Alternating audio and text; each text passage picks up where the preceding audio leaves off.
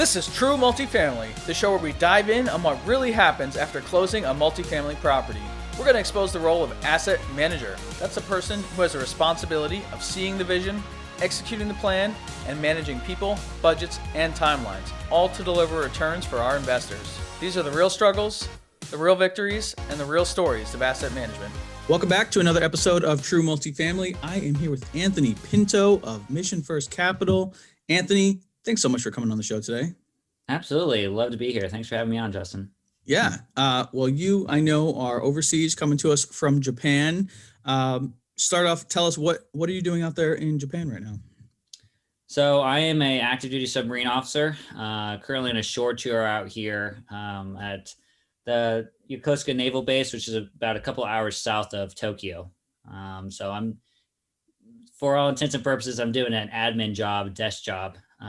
But it's cool. We get to deal with submarines that are at the pointy end of the spear when it comes to global politics in the world. I'll just say that.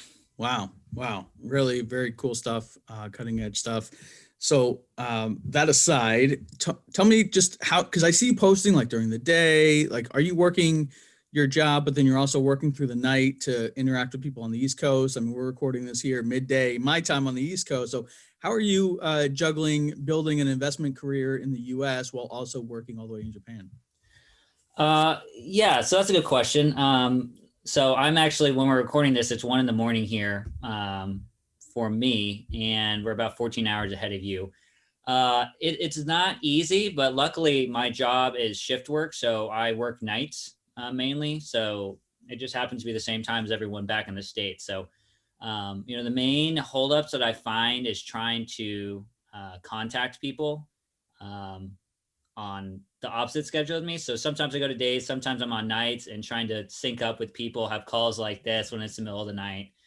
So that will be very difficult when I go back to a day shift. But the majority of the portfolio that I built over the past year has been while I've been here in Japan, and it's really a testament to the partners and the team that I've built out, and really the framework that I set up when I was back in the States to get to this point where I was able to raise capital. I was able to, start a podcast. I was able to, partner up with people who, were fellow veterans of mine, and, just do some awesome things while being over here. A lot of trust, a lot of team building, and just figuring out really what I could and couldn't do from over here, and just really making that a reality and focusing on the things I could do instead of making an excuse like, oh, I'm on the other side of the world. How am I supposed to invest? And I, really just made it happen, I guess, rather than just kind of sat on my excuses. I love that, because it would have been very easy for you to say, well, I'm here for a few years. We'll start investing when I get home, or maybe I'll look for something here in Japan. I don't know. Right. But no, you've actually grown your portfolio pretty large over the last few years. So let's talk about that. What is your portfolio now? And just take us through that process a little bit. Yeah, sure. So let's see, 2019, into 2019, I got here to Japan. So actually just about over a year now.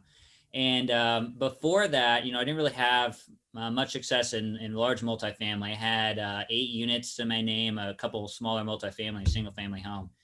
And I was finding that I was trying to do a lot of things on my own, and it just really wasn't working out. A key point was I had a 34 unit under contract in Kansas City that was purely under contract with me and no one else. And I was way in over my head. I didn't realize it until close to the very end. So, I didn't have the net worth. I didn't have capital raise. I wasn't even local to the area. I didn't have any boots on the ground partners. So, that experience, and luckily I only, lost a few $1,000s on that on my own money, thankfully. So not too costly of a mistake. But it just made me realize I need to find other partners to get in with. And knowing that I was coming over here, I couldn't do a lot of the asset management. I couldn't necessarily go and do due diligence like I enjoyed doing. So when I started my podcast, the Lessons in Real Estate show, about this time last year, and one of the first guys that I interviewed was my current business partner, his name is Phil Capron. And we both know Phil, and local to Hampton Roads area. And we'd known each other for about a year before we started working. And he brought me in on this deal. It's a 104 unit deal. It's called Marina Point, and it was in Chesapeake, Virginia. And it's like, hey, I'm looking for guys to help capital raise on this. Know you're local, know you're hungry. And so he brought me in on that, raised quite a bit of money for that. We raised 2.2 million, I think, for that one. And I personally raised about 800,000 for my first large deal, Great. which was crazy to me. I never thought when when I was first getting into this, I was going to be able to raise that amount of money, but that was all from over here. So it was a lot of time and effort getting in and putting in, working to the pitch deck, calling investors. Gosh, I must have made probably upwards of 100 phone calls to individual investors. And, it really fueled my desire to be in this business. Just the thrill of finding a deal and the thrill of talking with investors.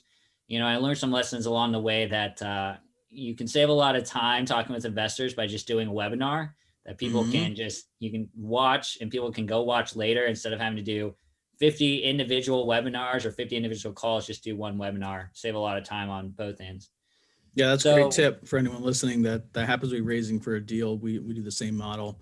We do a webinar. We actually will do a webinar about, once every few weeks, given, our latest capital raise was our largest, but as things change, as the numbers improve or the business plan gets tweaked, you can do one webinar and have 100 people show up, and then you have a recording that you can send out and send out and send out. So like you said, you're maximizing your time, and you don't have to go have 100 1-hour phone calls with people to find the money that you're trying to raise. Yeah, exactly. So exactly. I'm curious a little more about that deal. You knew Phil from when you were had been stationed over there, and you were back home in Hampton Roads area, Virginia, right? Mm-hmm. And so you guys connected there. You moved off to Japan, and then here you are getting involved in a deal that's in the next town over, right? From where you used to live, which is great because you know the area, you know the people, you know the players.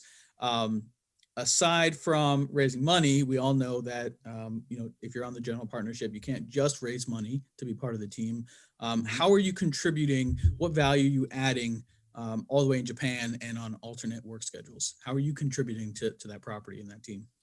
Yeah. So there's obviously some jobs on the general partnership that require you to be physically there at the property. So a lot of the asset management side, depending on how heavy of a lift it is, you physically have to be at the property, dealing with the property management company, all that. Due diligence obviously is pretty physical as well. But there's some things that don't really necessarily require you to be present at the property. And those are things like investor relations, some form of asset management, more of like email based. So finding contractors, contracting out different works, getting bids for different things, being in contact with the city, talking about tax issues. There's a load of different things that can be done remotely through emailing, through just doing pure research through the internet. So in terms of asset management, I guess I'm helping on that front. So helped find our security camera company and get those installed. Did a lot of background research on finding landscapers and some engineers that we had to do some structural stuff on. Just a lot more of the searching the internet and trying to find answers to things and emailing people back and forth. Insurance type of stuff. I love that. I love that, you found the way, and that's something that I want a lot of our listeners to hear, is that you don't have to physically be next to the property to add value to a team and to be part of a general partnership on a property like this. So really, all those things that you listed and more, there's, depending on what you're good at, could be the analytics, could be that you're putting the financial packages together each month for the investors. You mentioned investor relations. There's so much that you can do to be part of a team and add value. So just want to make sure that everyone knows, if you are raising money for a deal, you obviously have to have a job, and Anthony listed a lot of great ways that you can contribute to the team. Absolutely. So let's move on to the next, because I know the story you want to tell us today is not about that first deal, that first large multi. Is it the next one, or did you have one in between? Third one. Yeah. Third one. So I'll quickly go over the second one. Great. Yeah. So Marina Point, 104 units, closing that one in March. One of the general partners on that one brought me in on another deal in Savannah. That was a 112 unit deal down there, closing that one in September. And then in end of October, we closed on our most recent deal, Colonial Landings, is a 92 unit in Hampton. And so, it's crazy to think that during COVID, while being overseas, we were able to close on more than 300 units Nice within job. the Southeast United States there. But yeah, so you want to get to the story of this property. So Colonial Landings is what's a good way to say it? It was a mess when we first found it. It was Okay. Run by the owner, managed by the owner, 92 units managed by one guy. It was originally listed by a residential real estate agent, not actually like a commercial real estate broker. Like on the MLS, they listed this 92 unit, which it worked out in our favor because it's just the agent was unsophisticated, the seller was unsophisticated. We were able to get a really good price for the property. But the process was just frustrating dealing with someone who didn't really know how things were supposed to go. So it took us about 10 months of negotiating on that one to finally close. Took us like 8 months of negotiating just to get it under contract and a couple months to close. So was that because the owner and the broker were sort of unsophisticated, or because of a difference in price or opinion about the property? What was the holdup there? It was frustrating to just talk with the seller and the real estate agent, because residential real estate, how things go is there are a lot of similarities, but there are a lot of big key differences that if you're not in the know or you don't know, hey, this is how this is supposed to go, it frustrates and extends the process. So it was just a lot of going back and forth, trying to negotiate the contract, waiting weeks in between, hearing back from them, that type of process. The seller not fully understanding, the general terms that we were trying to use. So that's really where the frustration came in. So we finally got under contract in like September timeframe, I think. And, Phil was doing a lot of due diligence, going up and seeing the property and stuff. And one of the times that he went to go view the property, the police were there. There was like a lot of police there. And he walked up, was like, hey, like what's going on? And, he explained he was the incoming owner, and they like had a heart to heart with them about this property. It's like, hey, like, we got a call here. There's this, I don't remember exactly what it was. I don't think it was a shooting, but it was some sort of domestic disturbance on the property. And turns out that like this was like a regular occurrence on this property. And the Hampton Police Department has been trying for years to pretty much get the owner to get on board with clearing out this property. And it turns out through talking with the police that we actually had gang elements like living in the property in one of the unit and one of the buildings really. And, they would hold court there. They would have, stashes of whatever there. And the owner was just uncooperative to get those guys out of there.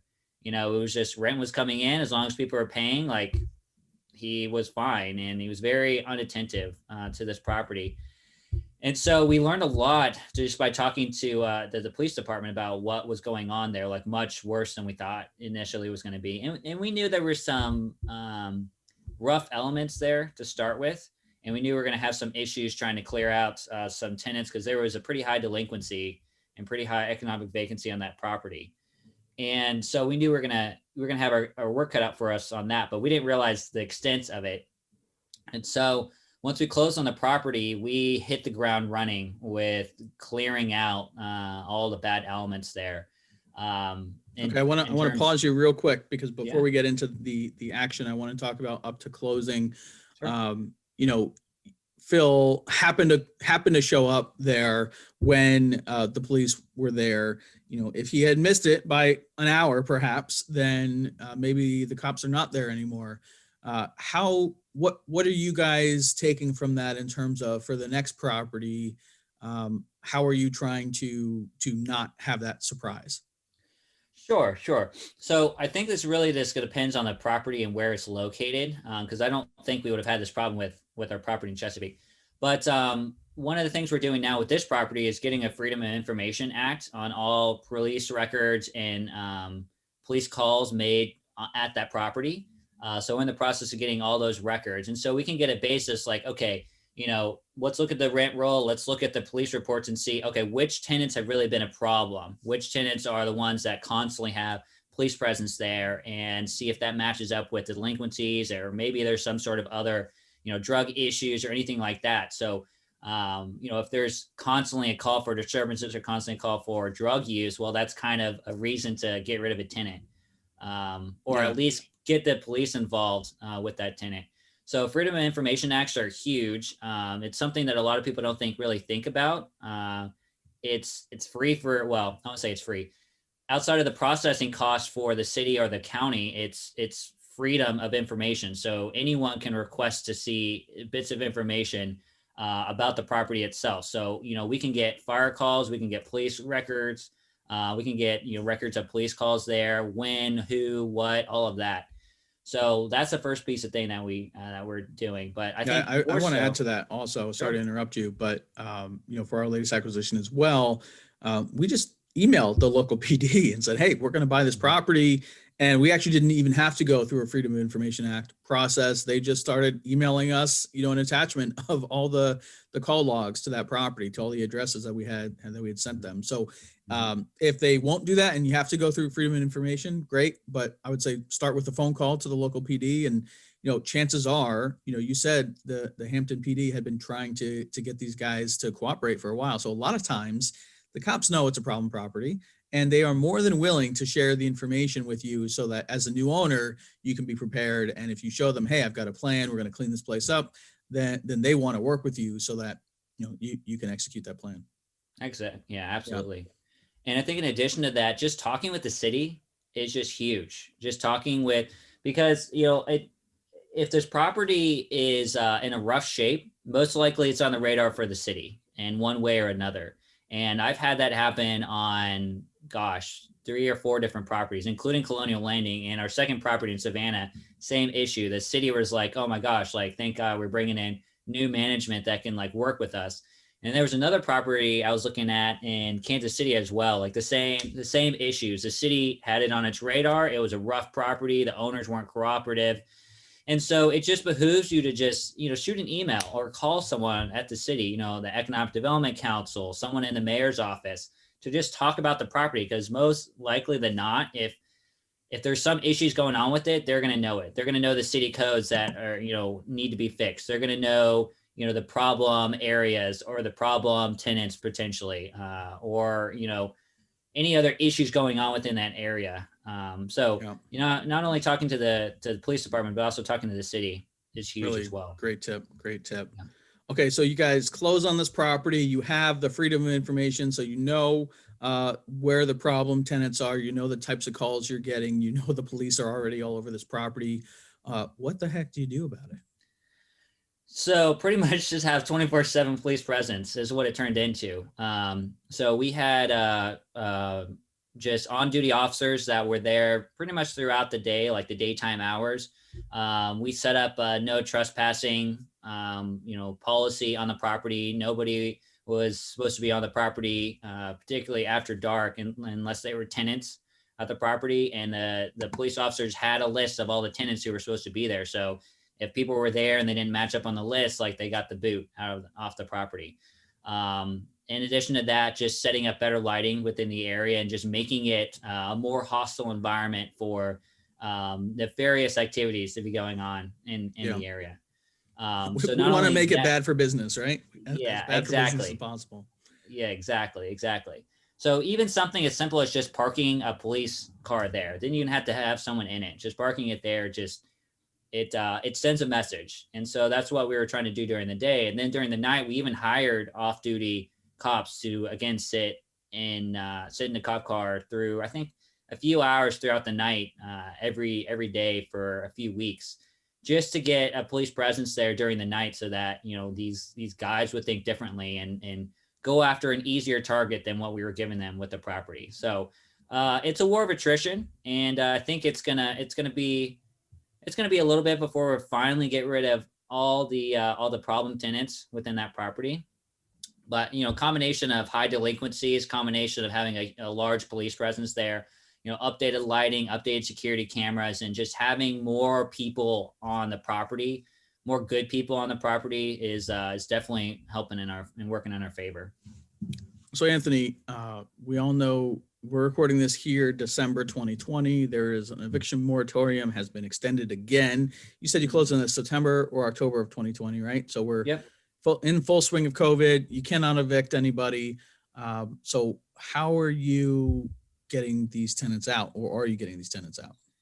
Yeah, so some of it is just purely crime related. So the police will get a tip about something, which happens more often than you think, and so they just go and raid an apartment, and they find contraband, they find drugs, and that's a crime is a reason to evict a tenant. Still, that has not gone away.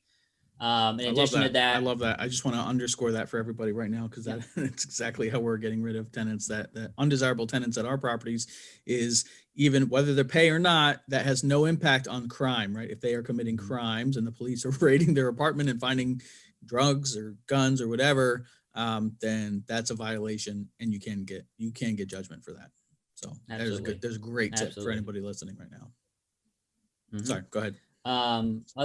Yeah, no problem. Other ways are keys for cash. So it's like, hey, go up to 10, say, hey, you're $3, $4, $5,000 delinquent, whatever the amount is.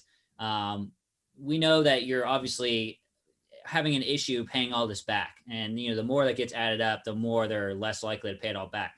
So, you're obviously in a huge financial situation here. Let's just say, hey, we'll pay you $500 and we'll take the keys and you can go about your way. Right. And you basically just forgive all that delinquency. So that's another way we're going about doing it. And then really outside of that, it's just trying to work with tenants and be like, hey, this is a situation. And if you're not able to work with us on it, hey, we need to figure out some other way to either get you to move on or get you caught up in rent. And more often than not, we've had a lot of those tenants that have decided just to move on, mainly because of the larger police presence, honestly, Yep. more than anything else. It's amazing what that will do combined with the lighting. I found that if you have tenants, it doesn't matter what their balance is, but if they have built a business around the dark corners and landlords or owners that look the other way, and suddenly you come in with heavy cop or police presence, and you come in with really bright lighting in the units, in the breezeways, on the street, that makes it bad for business, and these guys want to get out of there. So kudos to you. So are you still monitoring the crime on a monthly basis? Has it started to go down? What sort of hiccups have you had? Yes. So we have had a few hiccups. Let's see. I think a week after we closed, we had our first shooting on the property. Luckily, we had cameras that caught that, and we're in process of prosecuting those guys. We had another shooting a couple weeks ago, and it was an accidental discharge, and that one was kind of hard to figure out who was actually involved with that. Overall, though, it is going down. The crime on the property is going down. We're having tenants come up to us and be like, "Thank you for having a stronger arm with these guys, and getting out the bad elements there." Because people, there's good people and there's bad people, and the honest people who want to just live in a clean, safe place are happy to just do that as long as the criminal elements are there, right? And it's these guys that find an easy target, like an apartment owner who isn't there all the time or isn't checking up and just lets these things happen, just makes it an easy target. So needless to say, I think that you're trying to emphasize and keep in the good people and get rid of the bad people who are there that just make a bad name for the property and the neighborhood and all of that. So it's a work in progress, and it's coming along, and I'm excited to see it, getting out the bad tenants and getting in new tenants and raising rents and all of that. We did have another hiccup actually last week, I think on last Monday. So this would have been the 23rd of December. So a couple days before Christmas, had a fire start in one of our units, our upstairs units, and it took down the whole building. Actually, 12 units worth of units gone. Thankfully, it didn't take the whole rest of the building. It only took one half of the 12 units. And so basically what happened is we had a kitchen fire start, and it was on the upper floor, took out the roof, and just smoke, spewing out. And so to stop the fire, they had to start pouring buckets of water in through the roof. And that just ruined mostly through water damage, ruined the rest of the 12 units around it and below it. So, we had to scramble to get, emergency services for the tenants, for them to live in, help them get their stuff out if anything was actually recoverable, find places for them to stay. Some tenants were like, hey, I'll just move on. So we were able to provide them some sort of cash benefits there to have them, set them up somewhere else or help, get them new housing. But overall, the situation could have been a lot worse, and thank God no one was hurt or injured or killed in the process. But some good news on that is, I think that I would say about half the tenants that were in there were undesirable tenants to start with.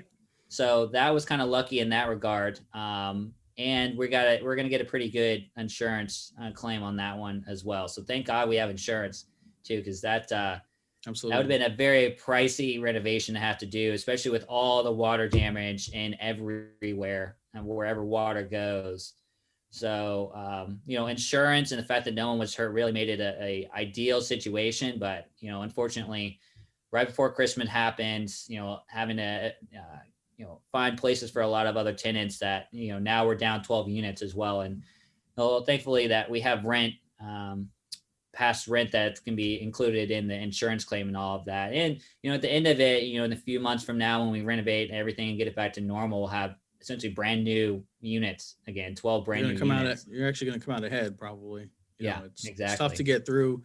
Now, did you have cash outlays? Like, did you have to dip into your reserves to put these people up for a few nights, or you said you had cash, that you gave them to move on? Just talk about that, the specifics of that a little bit. Sure. Yeah. So we did have reserves that we had when we closed on the property, which is, thank God we had that as well. I mean, we were going to have reserves anyway, but it was great to have that extra little push there to cover a lot of the upfront expenses and obviously the deductible that we're going to have to cover too. But outside of that, we worked with American Red Cross and emergency services through the city, and they were able to help a lot with trying to find, last minute housing for these people, food and, toiletries and things that they were just didn't have anymore because their property was damaged. So, and the property management company definitely helped a lot with that as well, of trying to schedule all this out and figure out where everyone's going to go. And it's quite hectic. I will say that it was quite hectic, but at the end, you just got to take it one issue at a time. Okay, the building's on fire. Let's put out the fire. Okay, the tenants don't have housing. Let's go find the tenants' housing. Okay, we need to put in the insurance claim. Let's start talking with adjusters. And you just take it in stride and take it one action at a time instead of getting overwhelmed with everything that is involved with having a fire and 12 units down and homeless tenants now. Wow. Well, that's great. I love that tip of calling the Red Cross, calling the city, and just getting some support there. So really, really helpful. Anthony, this has been an excellent show. Tons of great information. Before we go, two more things. One is I'm going to give you a chance to promote the fund that you have going on and the podcast again. And then the last thing, you're going to leave us with your True Multifamily tip, which is advice that someone wants to get into apartment investing. They come to you, say, Anthony, give me a piece of information about multifamily investing. What is that tip that you tell them? But first, go ahead and let's promote yourself. Give us a little bit more about you. Sure. I'll start with the podcast. So host of the Lessons in Real Estate show, bring on military investors and multifamily to talk about their experiences. And, I think this show is unique in that, we're bringing in active duty and veteran specific investors who are doing this as a side hustle or doing it full time after they've, retired or gotten out of the military. And, I think a lot of guys, particularly in like my situation, active duty, overseas, on a deployment, just don't think that they have the time or the resources or whatever to get into multifamily investing. And, I just wanted to show that through the podcast that, people are doing this over and over and over again, and myself as an example of that. So that's the podcast, The Lessons in Real Estate show. And then the fund, we did syndications in all of these past few properties. And as a military investor, I had a lot of other military investors reach out to me and want to invest. And through SEC regulations and stuff, where it's very limited in the number of non-accredited investors that we can bring in. And so it just seemed like a big disservice to a lot of my military brothers and sisters. So what we did was Phil and I created this fund called Mission First Capital, and it's a Reg A Plus fund, which means that we can have an unlimited amount of accredited, non-accredited investors and a much lower minimum that you're typically going to see with syndication. So, $50,000, $75,000, $100,000 is a typical minimum for a lot of these deals, and we're much, much lower than that. So, if you're interested in checking it out, it's not just for military and active duty, but it's built out for those guys. But if you want to learn more about it, check out missionfirstcapital.co. Love it. Love it. Love it. All right. Check out Anthony's podcast. Check out Mission First Capital. All great stuff. All right. What is your true multifamily tip? My tip is, if you're getting started in multifamily, figure out what you're good at and lean on that. There's a lot of resources and jobs that are that need to be done on the GP side. And it's not just having to raise capital. It's not just having to do investor relations. I mean, something as simple as just being local to the property could be a huge advantage to the team that you're working with. So never discredit the strengths that you have. And it can be as simple as you live 5 minutes away from the property. I love it. There's always a way you can add value. 100%. Really great. Anthony, thanks so much for coming on the show. We appreciate it, guys. Check out more. If you want Anthony's bio, links to his fund, website, podcast, all of that will be at our website, truemultifamily.show. And we will see you next time. Thanks again, Anthony. Thanks for listening to another episode. Check out our website at truemultifamily.show. And if you have an amazing story to tell, share it on our Facebook community, and you might just be the next guest on the show. We're also on all other social networks. Just search True Multifamily. I'm really, really proud to have the show produced by our company, On Air Brands.